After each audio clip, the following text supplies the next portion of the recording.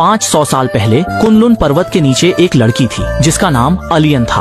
Alien बहुत आज्ञाकारी थी। घर के सारे भारी और कठिन काम वह खुद करती थी। उस रात खाने के समय पिता ने एक प्राचीन कथा सुनाई। कुनलुन पर्वत पर एक ज्वाला पर्वत है जहाँ साल भर आग जलती रहती है। उस पहाड़ पर आग से न डरने वाले चूहों का झुंड रहता है। जो कोई भी उन चूहों से मिलता है उसके जीवन में सुख और शुभता बनी रहती है। और आज रात ज्वाला पर्वत एक बार फिर प्रकट होगा।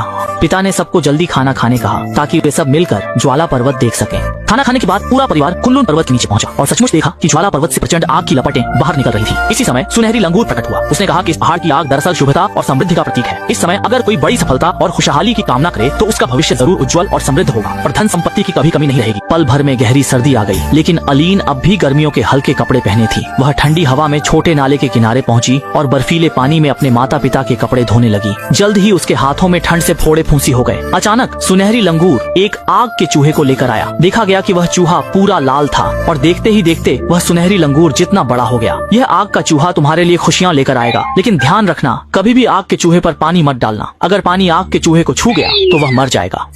लेकिन किसे पता था कि जैसे ही सुनहरी लंगूर वहाँ से गया, आग का चूहा खुद अलीन से पानी डालने की विनती करने लगा। असल में वह अलीन की मेहनत और माता पिता के प्रति भक्ति से इतना प्रभावित हुआ था कि अपनी जान कुर्बान करने को भी तैयार था। सिर्फ इसी तरह तुम मेरे शरीर के बाल काट सकती हो। वे बाल अलग अलग रंगों के सुंदर बालों में बदल जाएंगे। इन बालों से सूत काता जा सकता है, कपड़ा बुना जा सकता है और उससे बने कपड़े बहुत सुंदर होंगे। और ऐसे कपड़े सर्दियों में गर्म, गर्मियों में ठंडे रहते हैं। गंदे हो भी धोने की जरूरत नहीं। इस तरह तुम्हारे हाथ कभी ठंड से नहीं फटेंगे। अलीन का दिल नेक है। मैं तुम्हारी जान कैसे ले सकती हूँ? देखते देखते अलीन मानने को तैयार नहीं थी। आग का चूहा जल्दी से भागा। एक बाल्टी पानी उठाई, अपने ऊपर डाल ली, जमीन पर गिर पड़ा। उसका शरीर ठंडा हो गया। अलीन ने देखा कि आग का चूहा मर गया। उसका दिल दुख, अपराध बोध से भर गया।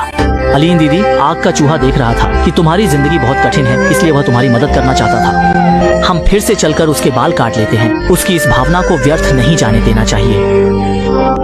अब जब बात यहाँ तक आ गई है तो बस यही करना होगा। घर लौटने के बाद अलीन ने आग के चूहे के बाल काट दिए, लेकिन जैसे ही सफेद बाल जमीन पर गिरे वे एक एक करके रंग बिरंगे रेशमी धागों में बदल गए। अलीन दुख से बेहाल थी। मैं पूरे परिवार की ओर से तुम्हारा धन्यवाद करती हूँ। अलीन के आंसू आग के चूहे पर गिरे और जैसे किसी अदृश्य शक्ति से प्रभावित होकर आग का चूहा नीली धुआं बनकर गायब हो गया।